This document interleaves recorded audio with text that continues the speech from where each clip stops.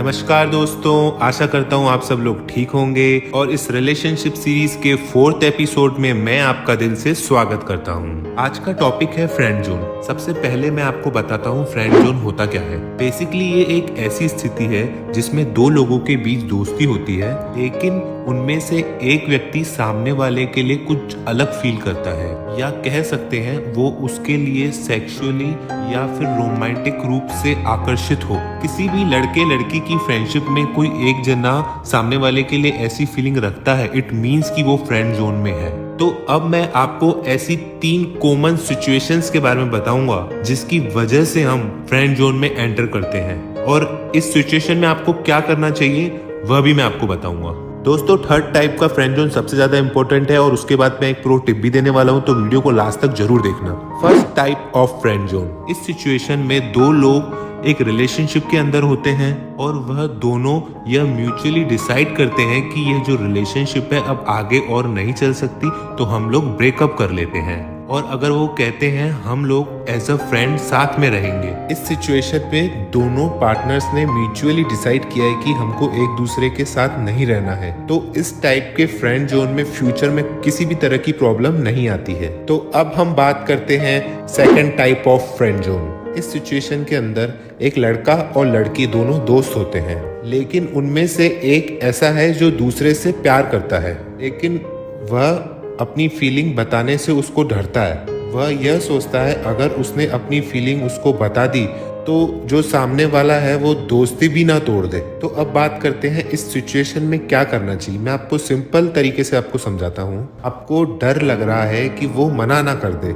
क्योंकि आपको भी कहीं ना कहीं पता है कि वह 70 से 80% मना ही करेगी, क्योंकि अगर 50% भी आपको लगता कि वो हाँ करेगी तो अभी तक आपने उसको प्रपोज कर दिया होता। तो मेरे दोस्त, इस चीज को एक्सेप्ट करो, क्योंकि इस दुनिया में बहुत सारी लड़कियां भरी हुई है। और लड़कियों पर ध्यान ही क्यों देना है, अपने काम पर ध्यान दो। कुछ लाइफ में बड़ा करो, पैसा कमाओ और सक्सेस हो जाओ, और उसको फ्रेंड जोन से ही निकाल दो, मतलब उससे दोस्ती ही मत रखो। ऐसा भी हो सकता है वो आपके सक्सेस होने के बाद खुद ही वापस आ जाए और वही आपको आगे होके प्रपोज कर दे। अब हम बात करते हैं 3rd type of friend zone. इस सिचुएशन में क्या होता है, दो दोस्त होते हैं, एक दोस्त दूसरे दोस्त से हिम्मत करके पूछ लेता है क्या तुम इस फ्रेंडशिप को रिलेशनशिप में बदलना चाहती हो, और सामने वाला इस ऑफर को रिजेक्ट कर देता है। तो इस सिचुएशन में जिसने प्रपोज किया वह क्या करेगा, वह कहेगा एज अ फ्रेंड ही रह लेते हैं, because nothing is better than something. तो इस तरीके से वो अपने आप को फ्रेंड जोन में स्टक कर लेता है। तो अब हम बात करते हैं कि इस सिचुएशन में हमें करना क्या चाहिए। ये सिचुएशन थोड़ी हार्ड है, क्योंकि सामने वाला आपसे प्यार नहीं करता, लेकिन आप उससे प्यार करते हो, तो आपकी ये मजबूरी है कि आपको उसके साथ रहना पड़ रहा है एज अ फ्रेंड। तो अब आपको क्या करना है, थोड़ा सा समय लेना है और यह सोचना है कि आपको इस फ्रेंड जोन के अंदर क्या मिल रहा है। सुकून मिल रहा है या स्ट्रेस मिल रहा है, किसकी क्वांटिटी ज्यादा है। मेरे हिसाब से आपको स्ट्रेस ही मिल रहा होगा, क्योंकि जिसको आप अपना एज अ पार्टनर देख रहे हो लेकिन वो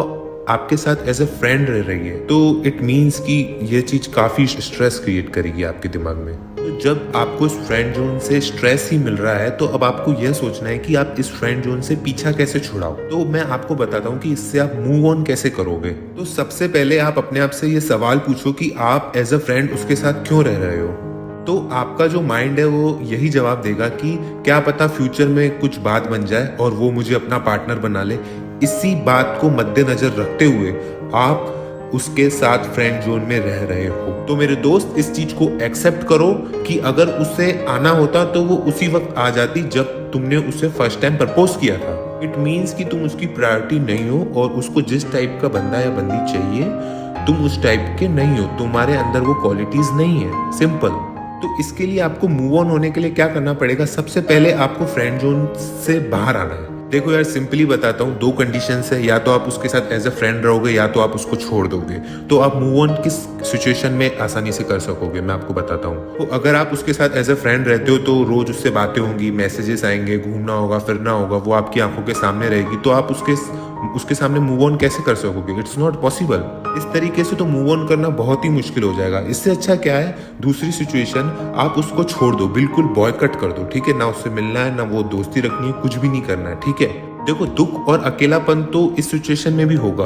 इस सिचुएशन में वो आपसे मिल नहीं रही है, आपसे उसकी बात नहीं हो रही है, तो धीरे धीरे समय के साथ साथ आप हील होना शुरू हो जाओगे और धीरे धीरे आपका मूव ऑन होना स्टार्ट हो जाएगा। जैसे जैसे नई नई चीजें आती जाएंगी, आप पुरानी चीजें भूलते जाओगे फॉर श्योर। और मैं एक प्रो टिप आपको और दे देता हूँ। जब आप सामने वाले को बोलोगे कि यार अब मुझे तुम्हारे साथ दोस्ती भी नहीं रखनी है और हम बिल्कुल हमेशा हमेशा के लिए अलग हो रहे हैं, तो सामने वाली बंदी आपको जाने नहीं देगी इतनी आसानी से। क्यों नहीं जानने देगी? क्योंकि उस टाइम उसको आपकी वैल्यू पता चलेगी कि यार ये बंदा हर टाइम मेरे लिए अवेलेबल रहता था। जब मैं दुखी होती थी तो मेरे से बात करता था रात रात भर, और जो भी उसके सारे काम होते थे तुम एक बार में कर देते थे, आसानी से कर देते थे, हर टाइम उसके लिए अवेलेबल रहते थे। उस टाइम वो सारे कॉम्प्लीमेंट तुम्हारे को देने लग जाएगी, जैसे हमारी दोस्ती बहुत अच्छी है और तुम बहुत अच्छे इंसान हो और मैं तुम्हें लाइक भी करती हूँ, ये वो। लेकिन मेरे दोस्त, आपको गुमराह नहीं होना है, बात खत्म। दोस्तों, अगर आपने रिलेशनशिप सीरीज का पहला, दूसरा, तीसरा एपिसोड नहीं देखा है तो मैं डिस्क्रिप्शन में उसका लिंक डाल दूंगा। और दोस्तों, वीडियो अच्छा लगा है तो उसको लाइक करके मेरे चैनल को सब्सक्राइब कर दीजिए। बस आज के लिए इतना ही। जय हिंद।